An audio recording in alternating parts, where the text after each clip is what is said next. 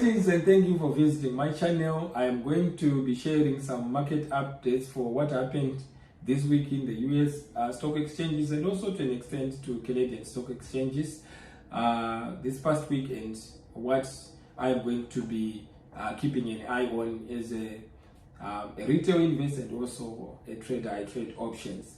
But for those who don't know me, I am Isaac Jonas and I'm an economist by training, but I like to talk about personal finance and investing. And I focus exclusively on the US and Canadian stock exchange, even though on a macroeconomic standpoint, I want to understand what's going on around the world. For example, the Bank of Japan, if they change their interest rates, they increase their interest rates, because I'm also interested in also potentially trading currencies using the strategy that I will use in options trading. Now, in terms of the economic updates, the S&P 500 and also the Dow Jones, they closed on Friday, they were down, but overall the week they were up. The S&P 500 was 1.5% up, as much as the Dow Jones, which was 1.7% up for the week.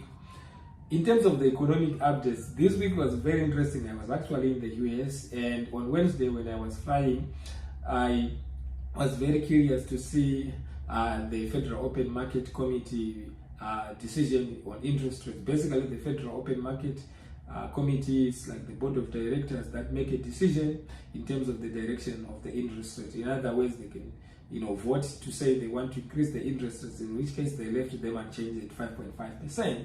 And they also gave what is called the dot plot in terms of their economic projections, right? And at the end of the day, what investors do is they base their investment decision to an extent on the expectations. If they had priced in this scenario, in this case, what it means, like the market rallied. That's why the market rallied, and for the week it mostly rallied, or even starting on Wednesday and Thursday, but pulled back on Friday. And usually the stock market doesn't go up in a straight line, so it's expected.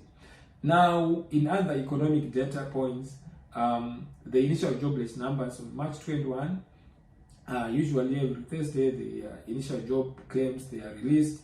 They came out as 210,000 and they were forecast to be 212,000. But this is good because, in other words, less people claimed for unemployment. In other words, the economy is providing more jobs and the economy is robust. So that is good, because what happens is when businesses are expanding, the earnings are increasing, companies like Amazon, and you see the as reflected by the S&P 500 and other indicators I'm talking about, it means the economy is expanding. The manufacturing PMI, which measures the productivity in the manufacturing sector, it also came up 52.5 against 51.8 that was forecast by analysts, so it expanded. The services sector also expanded. You can see for March it was 51.7. It was released on March 21, right? So the economy, the service sector, the manufacturing sector is expanding. So it means the economy is in full throttle, is functioning on all cylinders. The existing home sales, they were up 4.38 million versus 3.95. That was forecast by analysts. So the housing sector, it means it's also expanding. In terms of the sales, people are buying more houses. And now on Thursday, the coming week, there's going to be a very important event, that is the consumer confidence for March forecast is going to be released. But I should also mention that actually on March 25, there is going to be new home sales that is forecast to be at 675,000. What it means is, if there has been new homes that have been sold, it means people are confident of the economy, and what it means is that the economy, the market most likely is expanding. It means the retail sector is expanding and there's money in people's pockets. And I will also say that the gross domestic product GDP quarter on quarter, that is for quarter 4, is going to be released on Thursday, March 28th, and it's actually forecast at 3.2%. And as usual, on Thursday, initial job claims they will be released, and they are currently forecast at 214,000.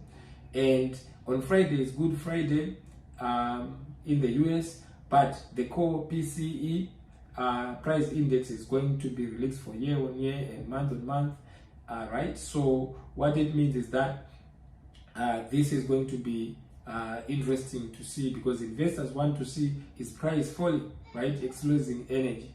But the Fed chair is going to be speaking at 11:30, so this is an event that is also important on Friday. So potentially the market might be volatile. This is just probabilistic, because when the Fed chair speaks, they might, say something that investors might not like. But the point is that I don't try to predict the market. Now, what all these data points mean: the economy, the US economy is strong. In Canada, the GDP, surprisingly, the inflation, it dropped unexpectedly, I think, to 2.8%. So what it means, that's good.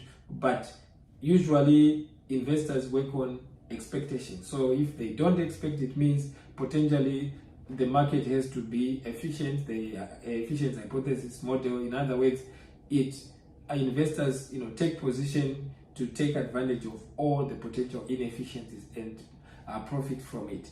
So what I'm doing in terms of my portfolio, I'm keeping a bit of cash. I have about 40% of the portfolio in cash, and I have a well-diversified portfolio, exchange-traded funds that track the S&P 500, like XUS, the Canadian version listed in the Toronto Stock Exchange, and also I have, SPY that tracks the S&P 500, and it's in US in terms of the currency that I buy it.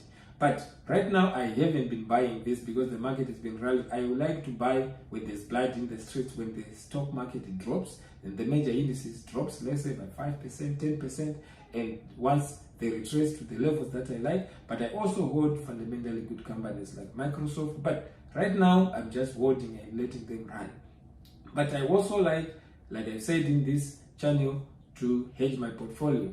I like to hold securities that if the market drops, they also go up to protect my portfolio. So some people, they buy bonds. I also consider that, and I also even have cash to say if it drops, I potentially buy more for the long-term investment. For my trading, I'm trading options, mostly SPY and swing trading and day trading. I'm earning some income in that regard, and what I'm going to do is I'm going to deploy if the market drops. But I also, like I said, I like to see the volatility index, if the VIX, usually if the market goes up, it goes down. So I'm buying that, and I'm not buying, the S&P 500 index as it is constituted with the exchange traded funds that I've mentioned. I've done videos about the various exchange traded funds, VOO. You can check them out on my channel. But the bottom line is that I don't try to predict the market direction. Nobody can do that with certainty. It's all probability. But what I want to do, I want peace of mind. If the market goes up, what I'm going to do is right now I will be saying thank you, hallelujah, all the way, because it's I have positions there, so it's making money for me. If it drops, I add some more shares for my long-term portfolio. Right now, I'm trading options. So when I trade options, what it means is I don't care the direction which the market takes. If it goes up, and this is not investment advice, by the way, I trade SPY puts and calls. So if it goes up, I bet that I see the market structure. I do market structure analysis, and I see if it goes up, I take calls, maybe 2-3 minutes, I take my profits. If it goes down, I get in a put. And this is very important to understand the technicals and to understand what you do, and the fact that options are very risky. So that's it for now. Thank you so much. If you have come this far and you have not subscribed, please consider doing so, and may the markets be with you. I wish you the best, and please trade or invest carefully. And in my case, I like to focus on things that I particularly understand. I like to protect my capital, my hard-earned capital.